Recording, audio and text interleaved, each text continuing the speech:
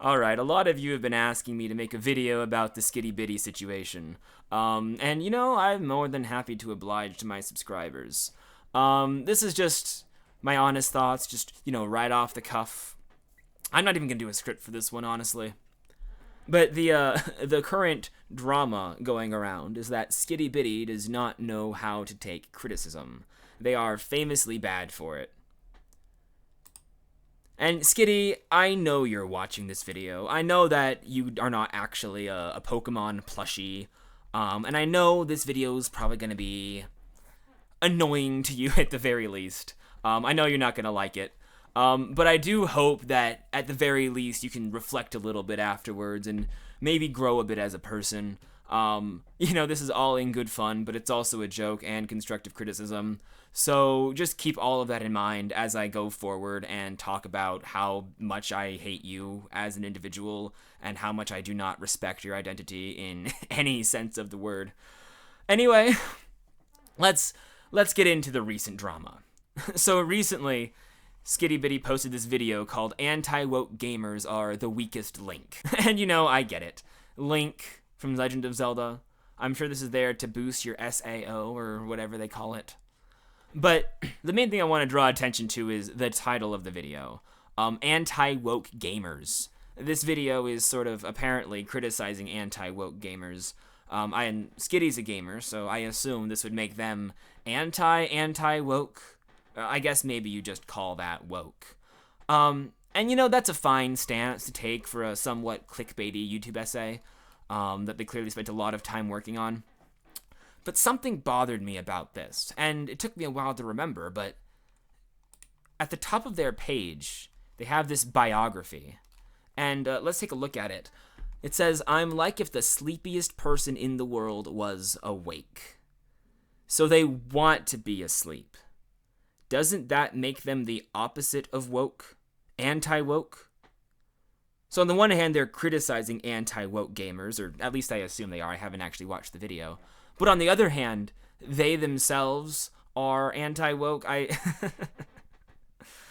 I'm sorry. The hypocrisy is just so funny to me. And you see, Skitty, this is why no one takes you seriously.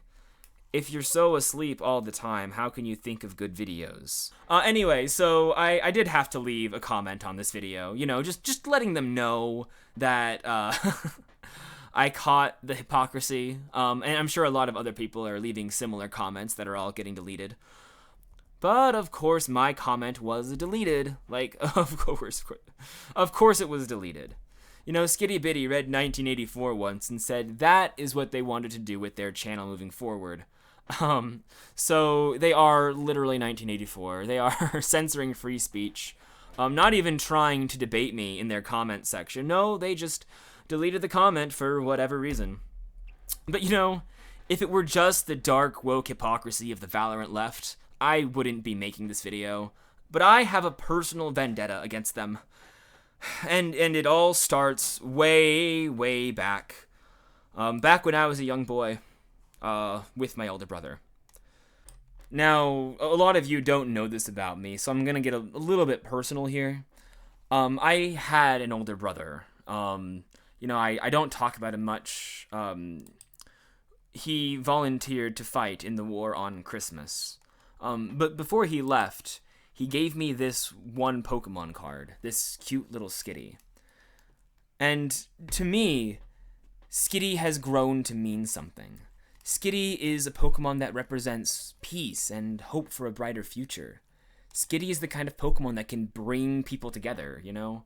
And, you know, every time I looked at this card, I'm taken back to when I was a kid, playing Pokemon Fire Red on the N64 with my brother. And I would always play as Skitty.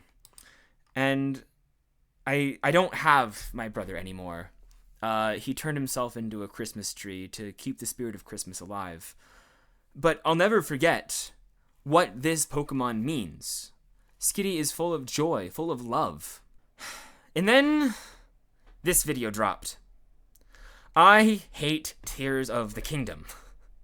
This video, is 3.5 hours of what I assume is the most asinine drivel imaginable. Now, I didn't watch the video myself. Like, it's super long, and like, I'm pretty ambivalent on the game myself. But I do care a lot about Skitty, the Pokemon. And since you clicked on this video, I'm sure you know who uploaded this video. That's right. Famous YouTuber Skittybitty, right here, uploaded this disparaging, hate-filled drivel talking about how much they hate a video game. Now, I don't know if I've made this part clear, but Skitty is not a Pokemon that has a capacity to hate. Skitty is full of friendship and love. So the fact that someone would use Skitty as the symbol of their hatred, Skittybitty does not understand Skitty. And I had to let them know. So I left a comment or two, just letting them know what I felt. And sure enough, every comment was deleted. Go check. Go see for yourselves.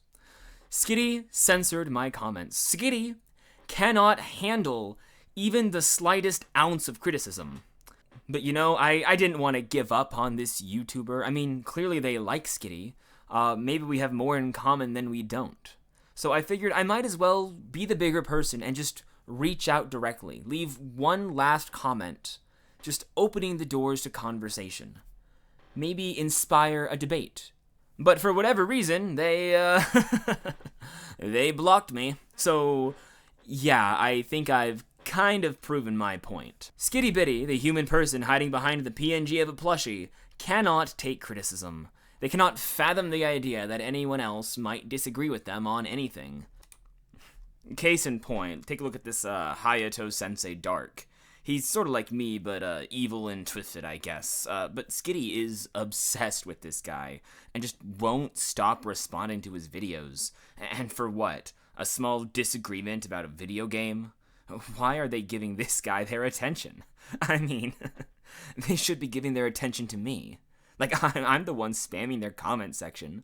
I'm the one who hates everything they stand for, but they won't debate me. No siree. Are they scared? Frightened, maybe, that I would assail them with facts and logic? Oh, please. Please let me be a part of the conversation. I want so desperately for you to notice me.